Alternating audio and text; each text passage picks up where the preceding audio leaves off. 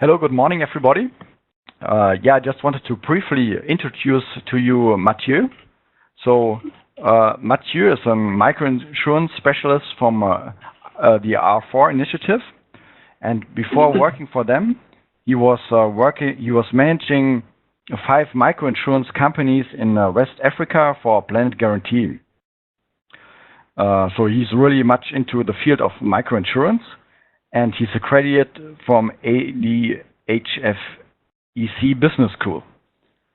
I would like to welcome very much Mathieu and to thank him already very much in advance for giving us the chance to listen to his presentation.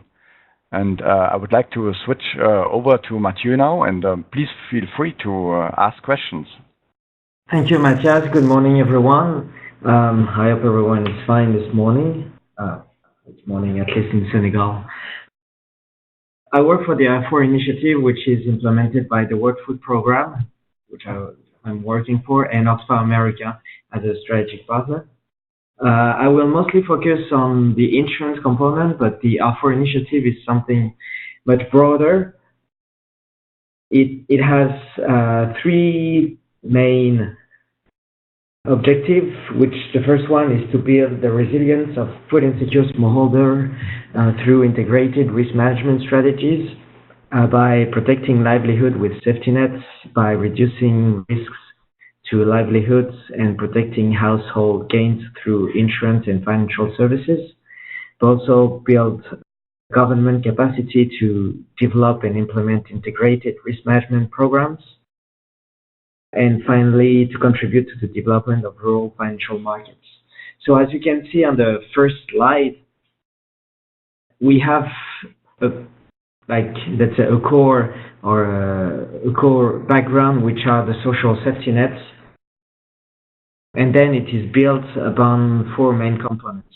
But I'd like to mention that the initial idea of this initiative, which is not a project because it is highly adapted to each context, but the initial idea comes from a farmer in Tigray in northern Ethiopia, who was working for the productive PSNP, Productive Safety Net program of the Ethiopian government, and we were, Oxfam America was thinking of crowding in index insurance there, and the farmer said, I don't have the money, but I'm really interested, so could I work a few additional days and you would pay the premium on our behalf? And that's how R4 started to work. It was initially called Harita. So let's say that the first component is the risk reduction component. We have 2 ways of building it. So the first component is the risk reduction component, which is based on 2 ways. The first one is building sustainable assets, productive assets with the communities, and as a counterpart, they get food or cash transfers. This is true for the 3 main countries, which are Ethiopia, Senegal, and Malawi. But in Zambia, we are testing a second approach, which is applying conservation agriculture, which has also a very strong effect in terms of risk reduction. Based on this, by working a few additional days, farmers can have access to risk transfer products, which is so far what we are going to talk about, and it's index insurance mostly.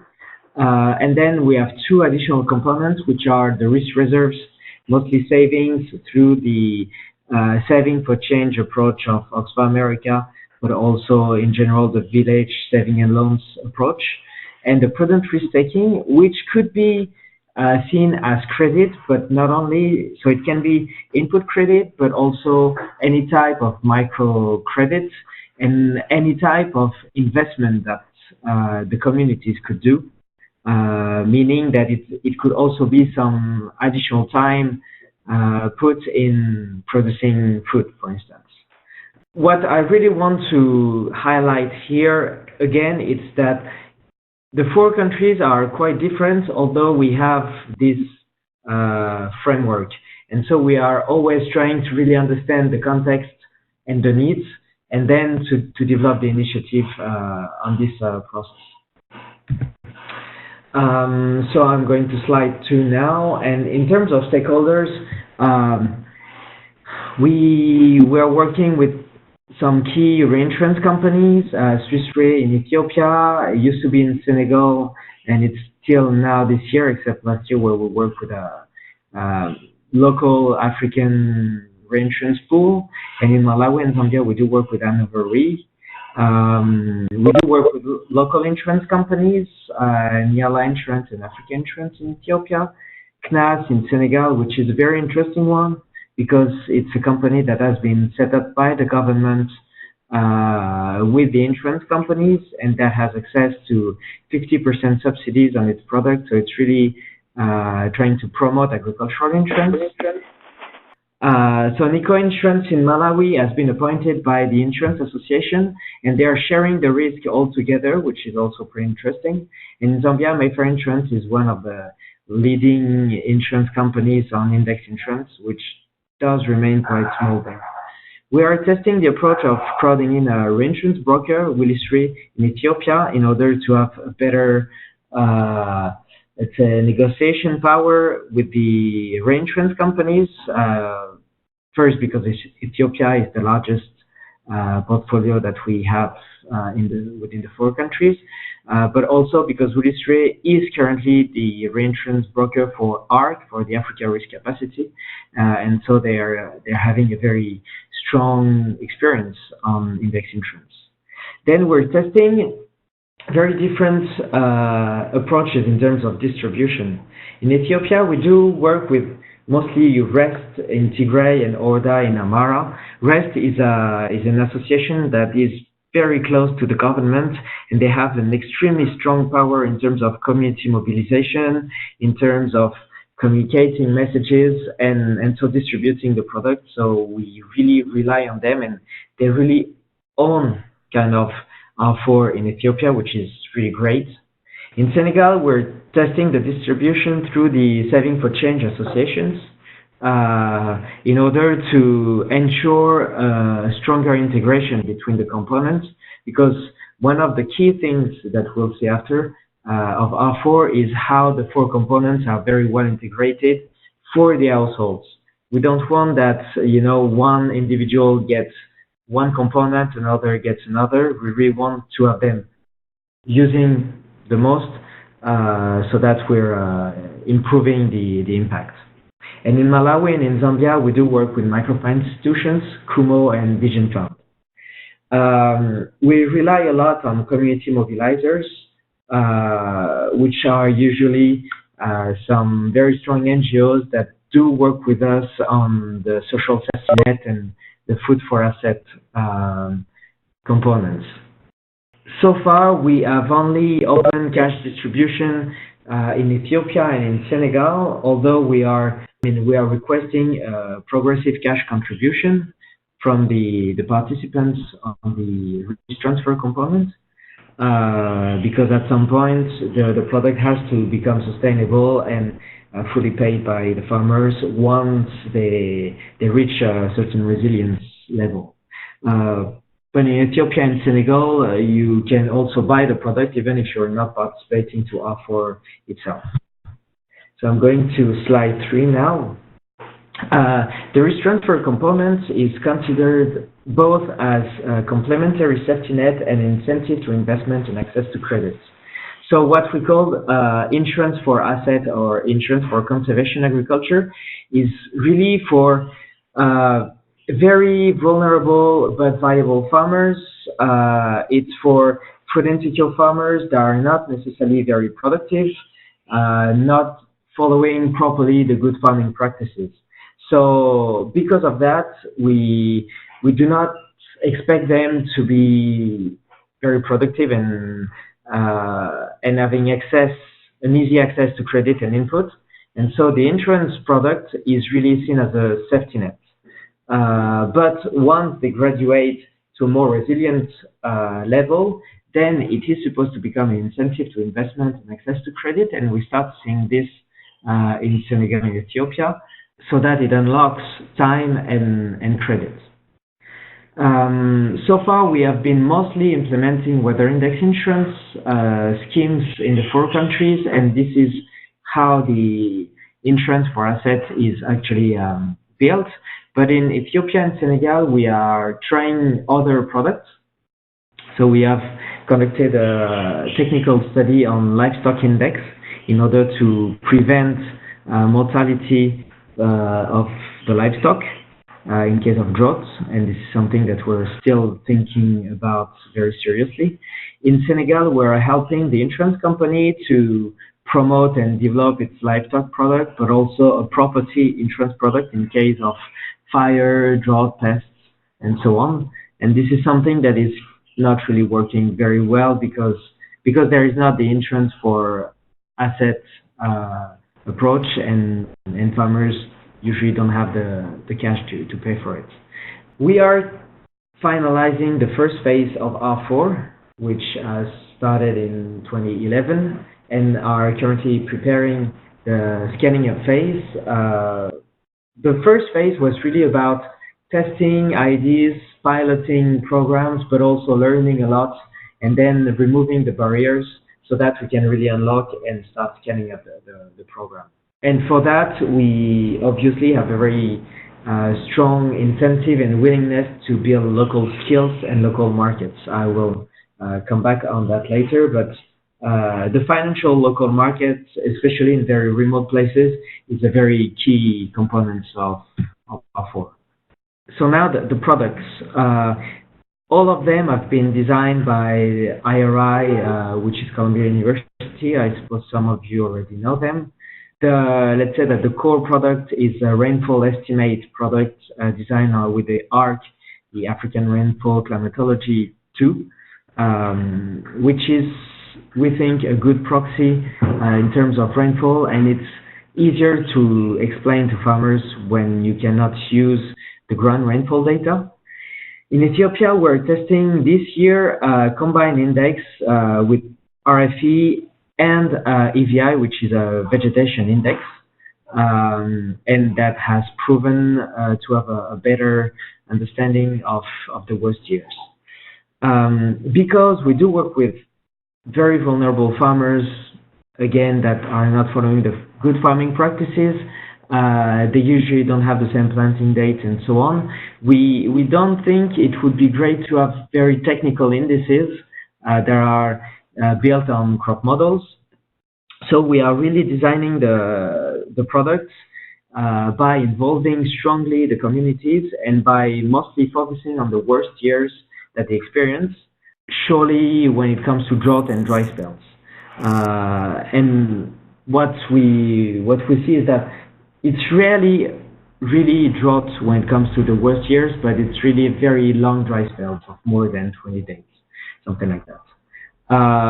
IRI has shown evidence that products were working as well with 2 windows instead of 3 windows, which is let's say the common practice in index insurance. And so we usually cover either the planting phase and the maturation phase, or the flowering phase and the maturation phase. But we're now thinking of covering the whole season, because we think it would be easier to explain to farmers, although it's obviously increasing the price, and so this is something that we need to test. And because we're focusing on the worst years, we build we set the triggers and exit based on frequency of payment, which is about 1 on 6 years, and not on, let's say, pure agronomical triggers. Because of all this context, and we are extremely concerned about what happens in case of a basis risk situation, we have been implementing a basis risk strategy in each country, setting up a basis risk fund with very clear rules in order to avoid any major basis risk events. And actually, in Ethiopia last year, we had to use this basis risk plan. Normally, a paper should be released probably this year about this experience and, let's say, the general learning on business risk management in R4. Now going to slide 4. So for those of you who already know the countries, and you have, I will show you the maps maybe at the end if we have time at the end of the presentation. But in Ethiopia, we're mostly north of the country in 81 villages. In Senegal, we are mostly in the extreme east and south of Senegal, covering more than 150 villages. In Malawi, we're pretty much in the south, in one district, which is Balaka, and covering 25 villages. It's a very small place. In Zambia, same, because it's new. We are also in only one district and covering only 12 villages. But in 2016, we are expanding in Malawi and Zambia from 500 farmers to 2,500 farmers insured. But in Ethiopia and Senegal, we're rather trying to consolidate, removing the barriers and preparing scaling up. But for just to have an idea, in Ethiopia, we are between 26,000 people insured, and in Senegal, we scaled up between 3,500 to 8,000 people. Now, in terms of business model and the approach on slide 6, the whole idea of R4 is how we can build resilience within the communities and for each household.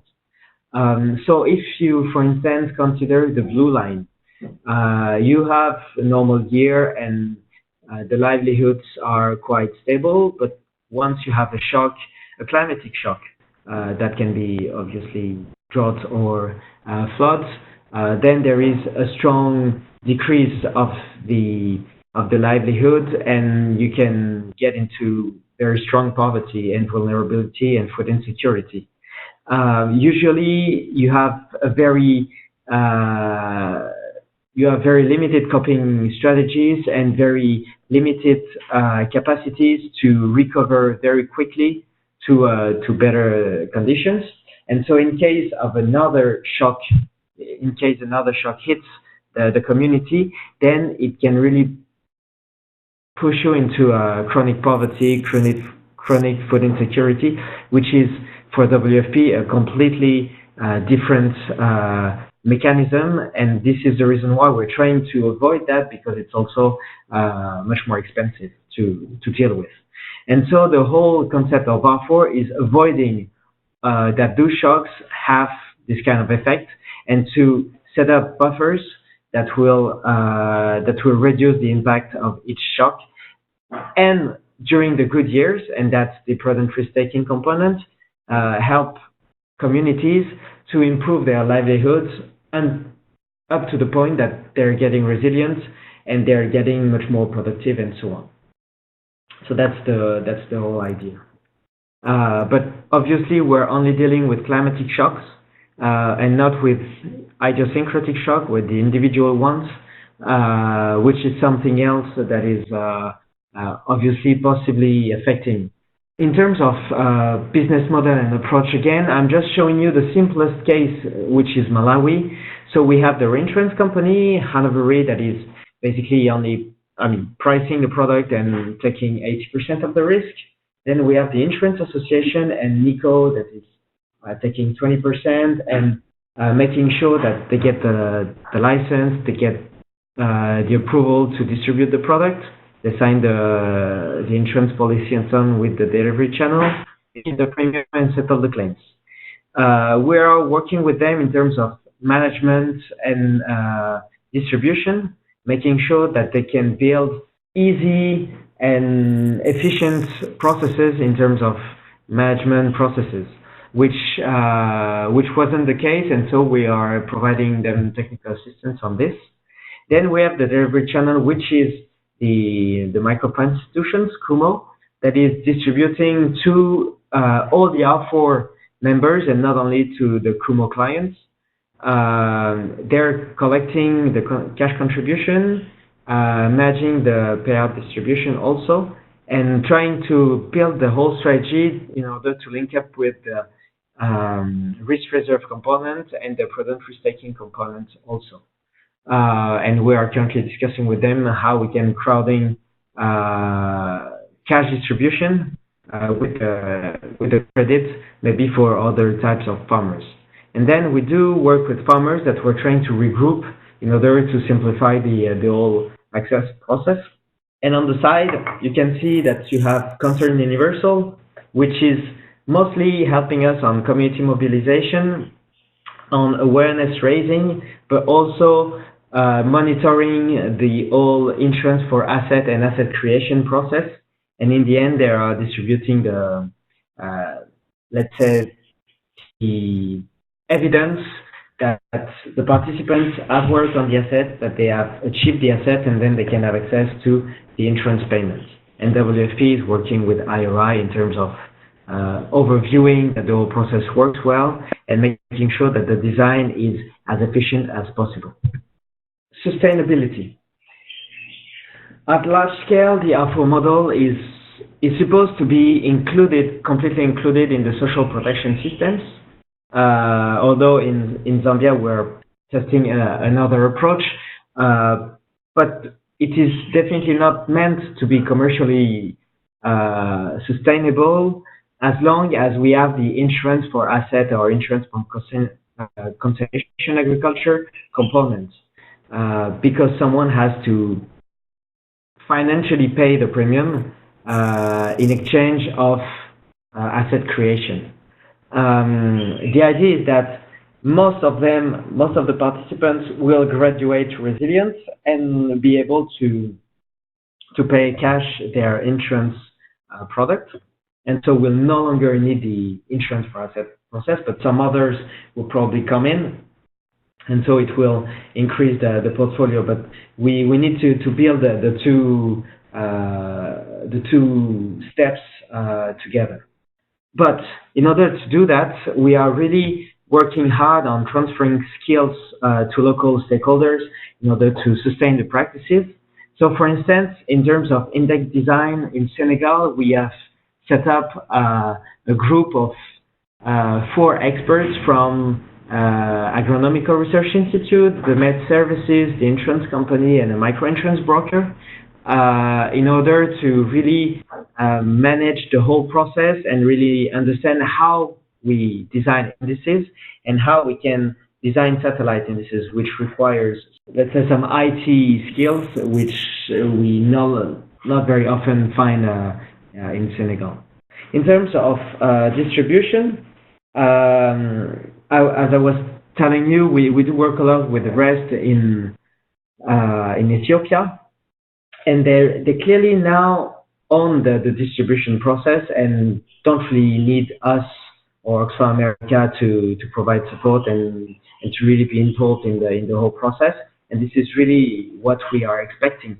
They're really taking the lead, although when there is a problem, even when there is a problem, which is great. In terms of management, we do work with Mayfair and Microinsurance company to build the processes, to build the tools, to make sure that within 1 or 2 years, they will be able to fully manage the whole process. And in terms of consumer education and protection, that's an interesting thing. We do work with the ILO and the rest of the sector in Senegal in order to build key messages that every stakeholder in the country will use in order to raise awareness in terms of index insurance, agricultural insurance, making sure that there is at least a core message, and then each program will be able to make its own promotion. But at least we want to make sure that there is some minimum standards that everyone is really applying. But this is something that is taking long, and after 5 years, we are clearly not at the point where everything can work together and that the government also fully owns the program. It's probably in Ethiopia that we are the most advanced though. Slide 9, just to give you a rough idea. In 2012 in Ethiopia, we had a very strong payout, which really helps the portfolio to grow and to and to get massive in northern Ethiopia. But since then, the portfolio has not really grown that much. But since we're crowding in new countries, it's really increasing, and we are targeting 40,000 people insured this year. We had quite a huge payout in Senegal and in Ethiopia last year. And that's the reason why you're seeing that the payout level is pretty high. In terms of sum insured, we're also starting to reach an interesting level for reinsurance companies, and so that's the reason why R4 is usually seen as it's a interesting program to work with. And our vision is that by 2020 we have insured 500,000 farmers, not only in Africa. We're also looking at new countries, possibly in Asia. In terms of results, I just want to highlight a few key elements in Ethiopia and Senegal that we got from the impact studies. So first, the saving capacity from the participants is much higher than from the uninsured and from the non-participants. We also see that insurance has started to unlock a little bit investment for the farmers in terms of buying seeds, fertilizers, and accessing technology and improving productivity, although we see that there is a ceiling at this point. We see that women are usually in Ethiopia achieving the largest productivity gains, which is not the case in Senegal. But in Senegal, I think the interesting results that we had, which is not specifically for insurance, is that after 2 years and especially one bad year in 2014, one very bad year, we see that the food consumption score, which is basically the capacity of consuming food of the household, has decreased for both non-participants and participants, but really a lot more for non-participants, which is something very important for us in terms of marketing impact. And we see that the share of people buying the product in cash is increasing from 20 to 20% depending on the countries. In terms of key lessons learned, technically speaking, designing indices is always very difficult, and you always have a unique year for which you did not expect what happened. But what's very important, I think, is to always keep the global picture, to always keep the historical overview of 20 or 30 years, and not only focus on the recent past year, which was bad and for which the index not necessarily captured everything. It's important to understand it, but to really understand if it was really one of the worst or just a bad year. And sometimes from the stakeholders' perspective, and mostly from the farmers, but not only, this distinction is not so easy because, well, we're not there in the 80s for most of us. Not in the villages, and so it's not so easy to really remind what happened. But I think it's a tricky thing. For R4 itself, I think that the initial planning and how we integrate the 4 components is a key factor of success.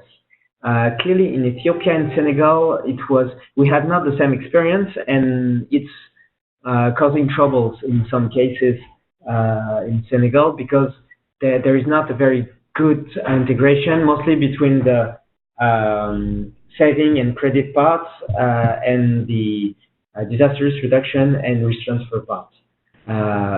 In Zambia and in Malawi, we had more experience, and I think the integration is much more efficient now. Plus, we are phasing in the new components in a better manner.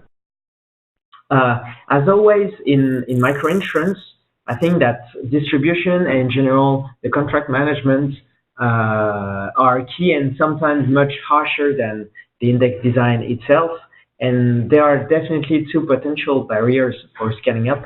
I mean that if we don't have the technological tools, if we don't have very straightforward processes that are owned by each stakeholders, it can be a nightmare. And for instance, in Senegal, the insurance company was not really well organized last year. Plus, the saving for change associations are still pretty weak, and it took us quite a long time to actually settle the claims, which wasn't the case, for instance, in Ethiopia, where REST is very, very well organized. The fact that local stakeholders own the program is definitely key. When I saw REST in Ethiopia last year dealing with the basis risk issues and making it understood and accepted by farmers, it was extremely efficient, and it made a completely different understanding from the communities. If it's only the project implementers that are coming, if it's only WFP and North America, I mean, we're seen probably too far from the field, and I don't think that we have the same credibility and legitimacy for the communities, although we were a lot on the field with them. And the last lesson learned, and then it will be over, is that I really think that R4 makes sense if we do manage to implement a graduation process from the food insecure level to resilience and then to productive levels. We really need to see the participants, the households, and not only individuals graduating to each level, and to help them differently, sometimes by actually linking them up with other programs, mostly on agricultural development, because this is not what we are doing. But this requires three main things. First, improving farming practices. We cannot let them follow the same traditional practices with a very limited access to inputs and to credit, so that they plan sometimes 1 month too late, and then they complain by having very low yields. This is something key. We need to better integrate the components by, for instance, giving them a better access to credit, although we need to be extremely cautious about that. The credit has to be affordable for them. And I'm thinking especially about Malawi and Zambia, where interest rates are extremely high, sometimes more than 100% for agricultural loans. So this is something really, really key, and well, we need to be cautious. And then the access to market. They can improve their productivity, but if they're not able to sell, usually if they're not able to be regrouped in farms, clubs, or cooperatives, and then have a better access to buyers, then all of this will not really improve their livelihoods. So thank you very much.